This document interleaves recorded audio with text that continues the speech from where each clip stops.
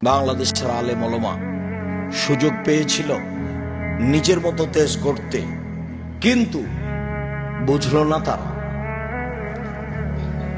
নিজ নিজ স্বার্থে নেমে গেল।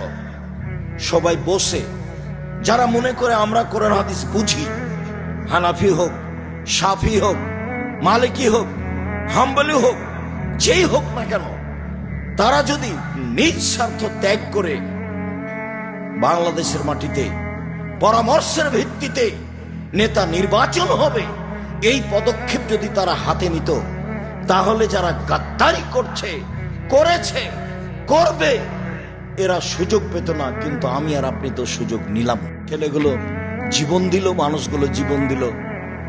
পানি লাগবে, পানি লাগবে, পানি লাগবে।